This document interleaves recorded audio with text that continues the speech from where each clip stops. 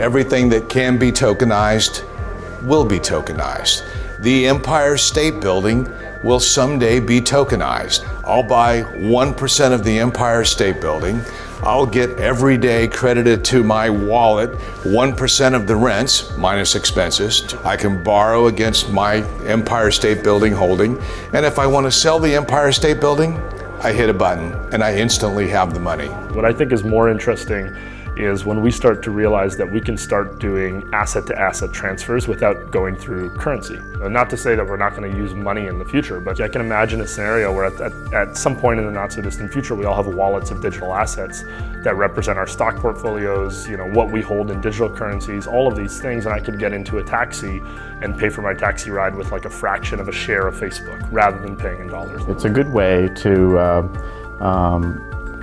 create fractional ownership in different kinds of assets, whether that's real estate or companies or intellectual property like patents. And great technology platforms are being developed to make it easier for people to create liquidity to assets of many kinds and bring them to market. Right now we have so much capital that's locked up because we don't trust the counterparty on the other side. What blockchain as a trusted global ledger can do is free up some of that capital. Like with the token, where you're able to provide liquidity, illiquid assets, everything from works of art to real estate. There's billions of dollars locked in artwork, and often in economic downturn, the holders of such assets try to get liquidity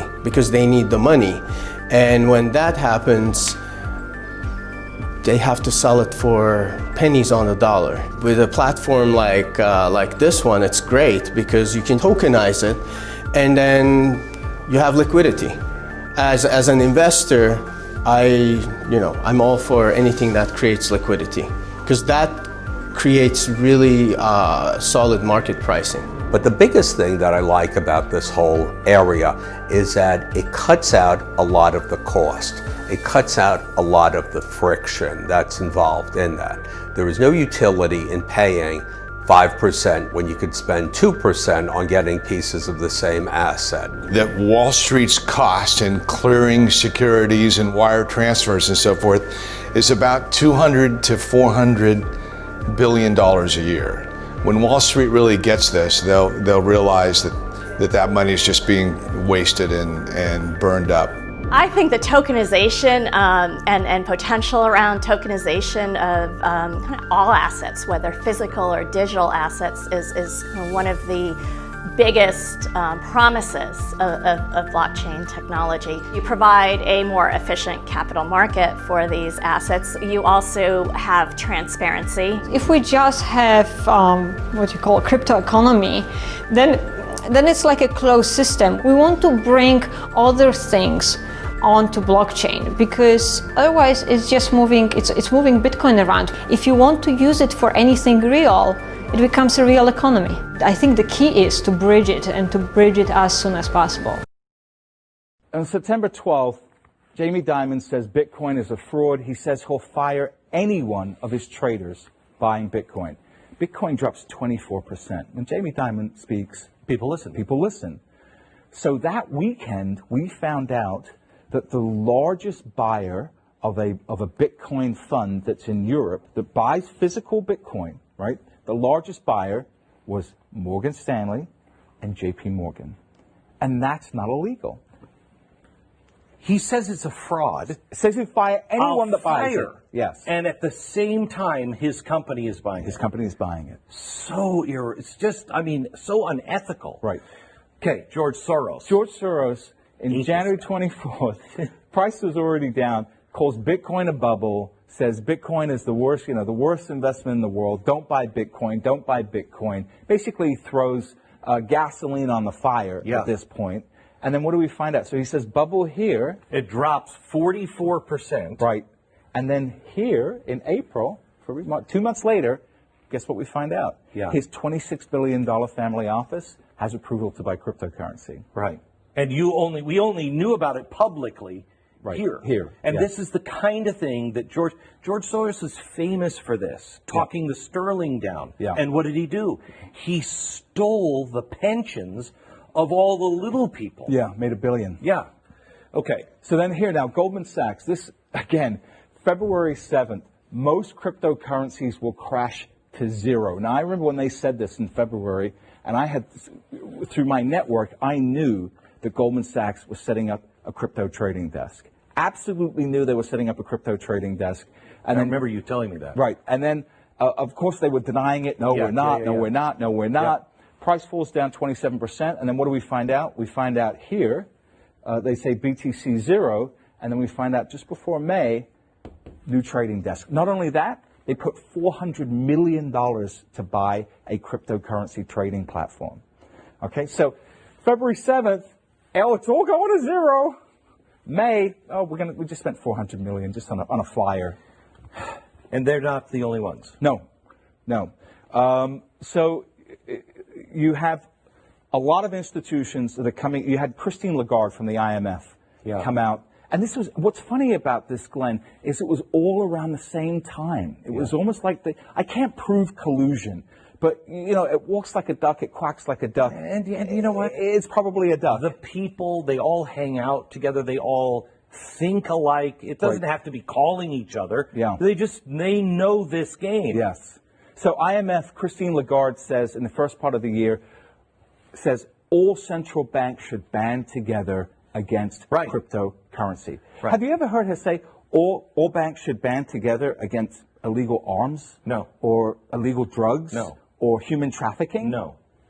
But this nascent asset class, we must all join arms against. What this did was play into people's heads that these guys are never going to let Bitcoin survive. Right. And so people thought, this is start over. selling, yeah. So let me show you, can we show a chart of the 5 crashes? This is from, I think, last year, right? Last year, yeah. Okay. Do we have that chart of the 5 crashes of Bitcoin? Right. It was 30%. Right. I think 4 of them were 30% and 1 was 40%. And this is, here it is. Explain this chart. Those are Amazon crashes. Okay, so these are Amazon. Do you have Bitcoin? Yeah, we need the Bitcoin chart.